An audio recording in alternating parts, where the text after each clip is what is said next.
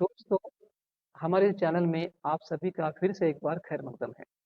एक लंबे समय के बाद आपके सामने में फिर से हाजिर हो रहा हूँ। दोस्तों, आप देखते हैं कि हमारी लाइफ में या हमारे जीवन में हम आगे बढ़ते हैं, लेकिन कभी-कभी ऐसा भी वक्त आ जाता है जहाँ पर हम रुक जाते हैं। एक पॉज़ आ जाता है हमारी लाइफ में। उस वक्त हमें ऐसे लगता है कि बिखरे फूलों की तरह है ज़िंदगी, बिखरे फूलों की तरह है ज़िंदगी यहाँ, इत्र की खुशबू से बदन महकता नहीं।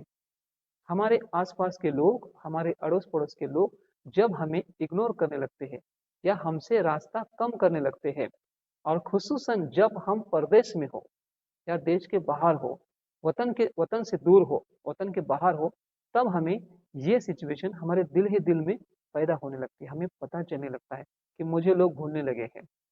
हम सभी को यही लगता है कि हमारे जो लोग हैं, हमारे दोस्त, रिश्तेदार या हमारे जो भी अड़ोस-पड़ोस में रहने वाले लोग हैं, वो हमसे राब्ता रखें, हमसे कुछ गुफ्तगू करें।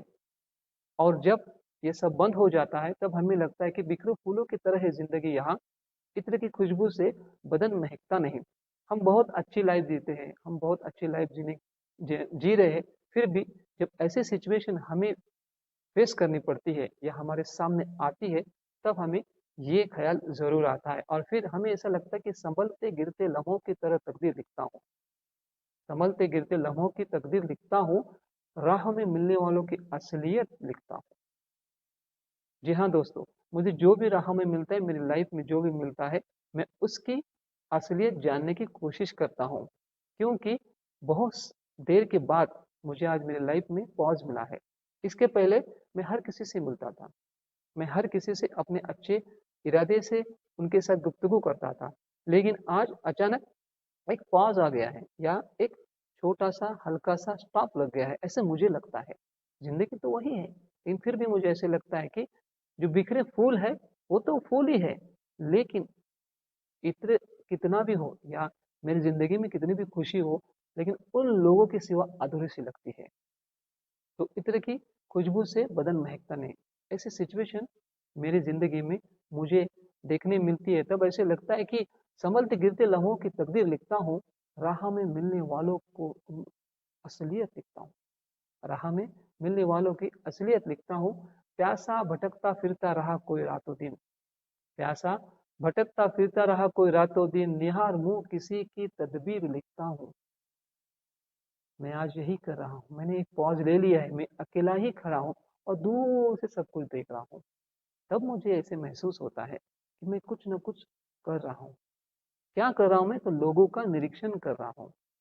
आई am just trying to identify, I am just trying to observing, I am observing the people, I am trying to observe the people, their nature, their attitude towards me, how they are acting towards me, how they are treating me right now.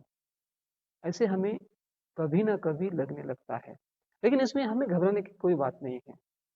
कुछ समय के बाद फिर से एक बार हमारा जो जीवन है या हमारी जो टाइमिंग है, वो फिर से शुरू हो जाती है और फिर हमें ऐसे लगता है कि बारिश की बूंदों में घुल जाती है अश्क मेरी, बारिश की बूंदों में घुल जाती है अश्क मेरी, समंदर के पानी से अपनी प्यास बुझाता हूँ।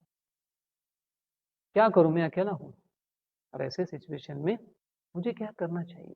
मैं यही करता हूँ, समंदर के पानी से अपनी प्यास बुझाता हूँ, जो मिले उसके साथ दोस्ती बना लेता हूँ, जो मिले उसके साथ अपना दिन गुजार लेता हूँ। जबकि सिचुएशन ऐसी नहीं है, मुझे ऐसे लगता है कि मेरे अपने मुझे गुफ्तगू करने से इनकार कर रहे हैं या मेरे साथ कोई भी बात शेयर नहीं कर रहे। ऐसे जब वक्त आता है, तो साफ जाहिर है हमें लगता है कि लाइफ लाइफ हमारी स्टॉप हो गई है और फिर ये ऐसा क्यों होता है? हमें लोग इग्नोर क्यों करने लगते हैं? इसके ढेरों सारे रीजंस हो सकते हैं, बहुत सारे रीजंस हो सकते हैं, लेकिन कभी-कभी एक अहम रीजन ये भी होता है, जो हमें बाद में पता चलता है कि ज़बान कड़वी, रवैया नापसंद है मेरा। जी हाँ दोस्तों, ज़बान कड़वी, रवैया नापसंद है मेरा, मजबूरी है कि मैं सच बोलता हूँ। मेरी यही मजबूरी है, मेरा यही प्रॉब्लम है कि मेरी ज़बान कड़वी है। सबको ऐसे लगता है कि ये सही बोलता नहीं है, कभी भी कड़वी बातें बोलता है या अल्फाज इसके कड़वे होते हैं। लेकिन दोस्तों याद रखिए, जो कोई भी इंसान हो, जो आपके सामने सच बोलने के लिए कभी डरता नहीं है या कुछ भी बोल देता है या आपको कुछ सलाह मशवरा करता है या आपको कोई एडवाइस देता है, कोई सजेशन देता है, खुद होकर वो आपके दुख में शामिल होना चाहता है, ऐसा इंसान कभी आपको धोखा देने की बिल्कुल भी कोशिश नहीं करता। गुंजाइश ही नहीं रहती। वो चाहता है कि मुझे नुकसान हुआ तो भी चलेगा, मुझे कुछ नहीं मिला तो भी चलेगा, लेकिन मेरे सामने जो इंसान है, मेरे सामने जो आदमी है, उसको कुछ ना कुछ राहत मिले, यही एक कोशिश होती है। लेकिन उसका बोलने का तरीका अलग होता है, मकसद उसका सही होता है। लोगों को लगता है कि इसकी ज़बान कड़वी है, इसका रवैया कुछ अच्छा नहीं है, लेकिन जो लोग मीठी-मीठी बातें करते हैं, हमेशा आपके साथ खेलते रहते हैं, हमेशा आपके साथ हँसी मज़ाक करते हैं, आपको लगता है कि ये मेरा सच है, यही मेरा सच्चा हमदर्द है। लेकिन जो कंडीशन है या सिचुएशन है, हकीकत इसके विपरीत हमेशा होती है। इसलिए दोस्तों, हमें देखना है कि हमारे आजू-बाजू रहने वाले लोग किस तरह के हैं और हमें क्या करना चाहिए। इससे अच्छा बेटर टू बी अलोन, यही कहा जाता है। लेकिन अलोन हम कहाँ तक रहे, कब तक रहे और कब तक चलते रहे, इसके लिए भी एक सीमा है, इसके लिए भी मर्यादा आ जाती है। और उन मर्यादों का उल्लंघन करने से अच्छा है कि हम अलग रहे, लेकिन सबका ऑब्जर्वेशन करते रहें, सबके साथ अच्छा रहने का जो भी मंसूबा है उसको हमें कायम रखना है। फिर हमें ऐसा लगता है कि अपनों से रूठा गैरों में जा बैठा, मैं अपनों से रूठा गैरों में जा बैठा, सपनों में सबकी कहानी लिखता हूँ। अब क्या करूँ, मेरे हाथ में कुछ नहीं है, मैं अपनों से तो रूठा हूँ, गैरों में अपने आप को ढूंढने की कोशिश कर रहा हूँ, खोजने की कोशिश कर रहा हूँ, अपना एक मुकाम बनाने की कोशिश कर रहा हूँ। ऐसे में जब भी रात होती है या जब भी मैं अकेला होता हूँ, तब मैं अपनों की कहानी लिखता हूँ। मुझे वो याद आती है, फिर वो बातें सारी याद आती है, मुझे सब वो बातें फिर से एक बार दोहराने लगती है और फिर अपनों से रूठा गैरों में जा बैठा, सपनों में सबकी कहानी लिखता हूँ। और मजमुआ बेहद सुकन भरा है मेरे इर्द गिर्द, मजमुआ बेहद सुकन भरा है मेरे इर्द गिर्द, लेकिन जो भीड़ में लोग हैं उसमें मेरा कोई एक भी नहीं। ये सच्ची बात है, हम देखते हैं जहाँ पर भी बहुत सारे लोग हमारे यहाँ रहते हैं, वो मजमुआ बहुत बड़ा होता है, भीड़ बड़ी बहुत होती है, लेकिन फिर भी हमें ऐसे महसूस होता है कि इसके अंदर मेरा एक भी इंसान नहीं है जो मेरे दर्द को समझ सके। हम जब भी कभी दर्द की बातें करते हैं, कुछ लोग उसको हंसी मजाक में उड़ा लेते हैं, कुछ लोग उसको अंदर ही अंदर सोचने लगते हैं। लेकिन सबका दर्द सहने का एक तरीका होता है, सबका दर्द बांटने का एक तरीका होता है, या उसको सहन करने का हर एक इंसान का तरीका अलग अलग होता है, लेकिन दर्द जरूर होता है। इस बात पे गौर कीजिएगा।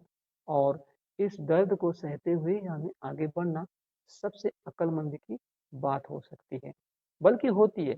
और कि हम देखते हैं कि अनजानी महफिल में शिरकत करता हूँ, मजमुआ बेहद सुकन भरा है इर्द गिर्द, अनजानी महफिल में शिरकत करता हूँ, कोई चारा नहीं मेरे पास। जहाँ पर भी कोई भी महफिल मुझे दिखते हैं, लोग दिखते हैं, मैं वहाँ जाके खड़ा हो जाता हूँ।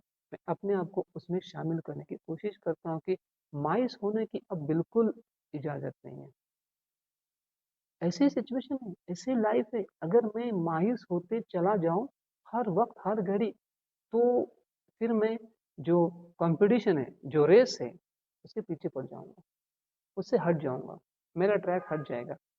ऐसी सिचुएशन में लोग क्या करते हैं, अपने आप को ढलने की कोशिश करते हैं। दर्द तो बहुत सारा है उनके अंदर भी, लेकिन फिर भी सिचुएशन को फाइट करते हुए आगे चलते रहते हैं। और फिर मायूस होने की अब बिल्कुल इजाज़त नहीं, लबों पे दागी हँसी इख्तियार करता हूँ। जी हाँ दोस्तों, बहुत अहम है ये चीज़, या बहुत अहम है ये बात कि मैं मायूस हूँ तो मेरा करियर चला जाएगा, मैं मायूस हो जाऊँगा तो लोग मुझे क्या कहेंगे, मैं मायूस हो जाऊँगा तो मेरा आगे कैसा होगा।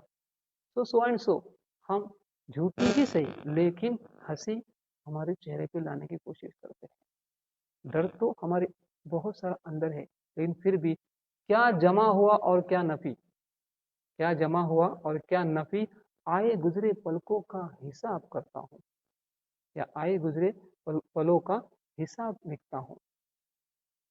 यस, जब भी हम देखते हैं कि हमारी लाइफ में क्या रहा और क्या नहीं रहा, इसका हिसाब तो हर कोई इंसान करता है, लेकिन फिर भी इस हिसाब को मद्देनजर रखते हुए हमें आगे बढ़ना जरूरी होता है। और फिर हम देखते कि हम लिखते रहते, कुछ ना कुछ लिखते रहते, कुछ ना कुछ सोचते रहते, लोग आते रहते, लोग मिलते रहते, लोग जाते रहते। लेकिन ये जो ज़िंदगी का सफ़र है, ये जो ज़िंदगी का कारवां है, वो चलते ही रहता है। और हकीकत यही है कि हमें जो गम है या जो हमारे दर्द है, जो हमारी मुश्किलात है, उसके साथ दोस्ती करना सबसे अच्छा है। हम अक्सर सुनते आते हैं कि हमें इनसे लड़ना है, फाइट करना है, मतलब क्या करना है? ये हमारे समझ में नहीं आता। लेकिन बेहतर है कि हम उससे दोस्ती कर लें। दोस्ती कर लें इसका मतलब है कि ये भी हमारे ज़िंदगी का, ये भी हमारे जीवन का एक हिस्सा है। ऐसा समझ के, ऐसा सोच के जब भी हम आगे बढ़ने की कोशिश करेंगे, तो ज़रूर हम कामयाब हो जाएँगे। जय हिंद।